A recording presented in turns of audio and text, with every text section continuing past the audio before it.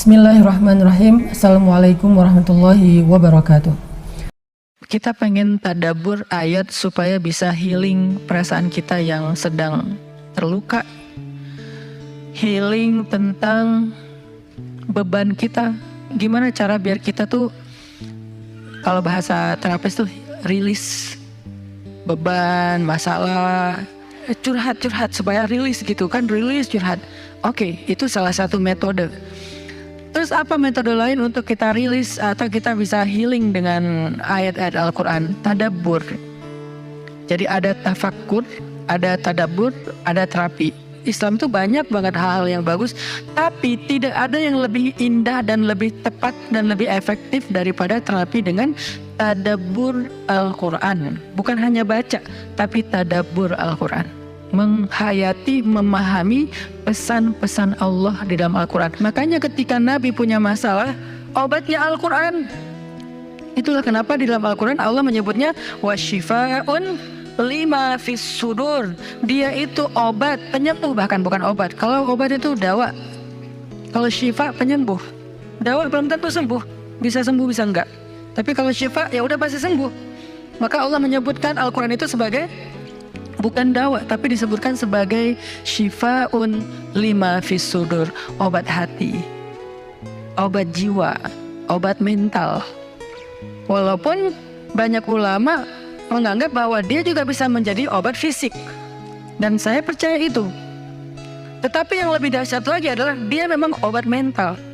Pertanyaannya, bagaimana menjadikan Al-Quran sebagai syifa, healing? Ayat-ayatnya gimana cara kita mentadabburinya? Semua ayat sama, cuman yang membedakan satu dengan yang lain fadilahnya. Tapi semua sama-sama istimewa. Jadi nggak boleh ada satupun ayat yang kita anggap nggak penting. Alif Lam Mim, apa pentingnya ya? Nun, Qaf, Shad, satu huruf doang. Nggak, biasa aja. Sehingga kita ngerasa membaca ayat itu nggak terlalu istimewa. Sama, satu huruf pun itu istimewa di Al-Quran. Kan kata Nabi satu huruf seperti 10 kebaikan. Jadi kalau kita baca nun, udah aja, alhamdulillah udah ngaji. 10 kebaikan loh itu. Tapi kalau udah tahu 10 kebaikan, ngapain satu huruf? Udah aja wal qalami wa ma yasturun, lanjut dong. Udah tahu tuh 10 kebaikan cuma satu huruf, sayang banget ya kalau ada waktu. Dan ketika membacanya jangan target saya harus cari waktu yang tepat nih buat baca Quran biar khatam 1 juz. Jangan cari waktu yang tepat, susah. Lama-lama sampai malam akhirnya nggak kebaca. Asal ada waktu baca aja dulu, dapat setengah halaman, dapat 2 baris, dapat 1 baris, pokoknya baca aja dulu. Jadi tadabbur, cara untuk bisa menjadikan Al-Quran sebagai syifa, tadabbur. Bagaimana dulu Nabi, sahabat, orang-orang solih mentadabburi Al-Quran? Yang pertama adalah mereka membaca Al-Quran secara tematik, supaya kita dapat sesuai dengan problem kita, masalah kita, hajat kita. Tematik. Lagi ada masalah apa kita? Karena ayat Al-Quran turun kepada Nabi pun secara tematik, secara kontekstual. Apa yang dialami Nabi, itulah ayatnya. Al-Quran tidak turun sekaligus kepada Nabi, turun sekaligusnya itu di Lauhul Mahfuz. Lalu sampai kepada Nabi berangsur-angsur selama 23 tahun. Kenapa berangsur-angsur, Ustaz? Dan kenapa nggak urut? Turunnya yang pertama adalah Al-Fatihah dan Al-Alaq. Kenapa sekarang Al-Fatihah lalu Al-Baqarah? Kenapa enggak Al-Fatihah, Al-Alaq, kemudian surat apa lagi yang berurutan sesuai dengan urutan turun? Kenapa kok dibalik-balik, kok diacak-acak? Karena Al-Quran turun itu secara tematik, teman-teman. Hikmahnya apa? Hikmahnya karena dia tidak turun untuk sekedar dibaca. Dia turun untuk ditadaburi supaya jadi solusi, petunjuk dalam hidup. Petunjuk apa? Petunjuk terhadap masalah yang lagi dihadapin.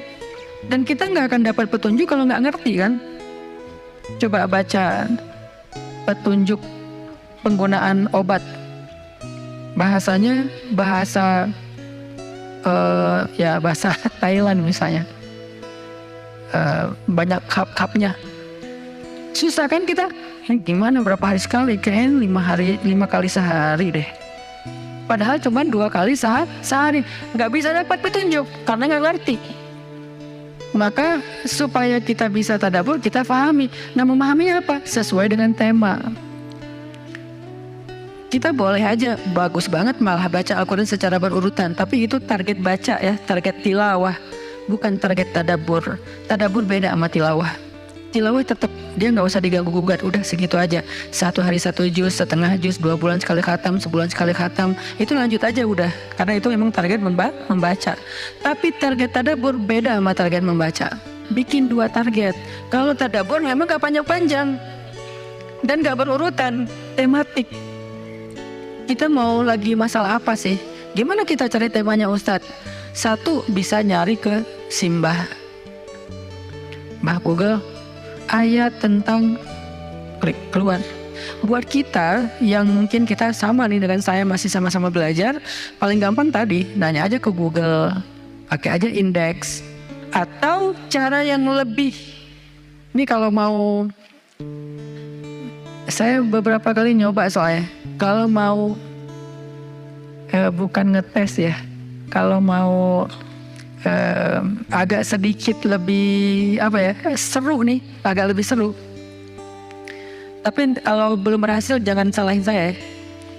Kalau agak lebih seru nih, saya suka gini, pegang Quran, lagi ada masalah nih, Bismillah, ayatnya pas, wah ini saya banget nih.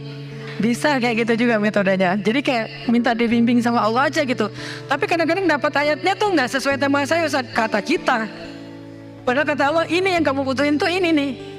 Bisa gitu juga dengan syarat membukanya pakai Bismillah, bukan membuka yang itu ya Allah ya, yang itu ya. Jangan maksa. Allah lebih tahu. Bismillah.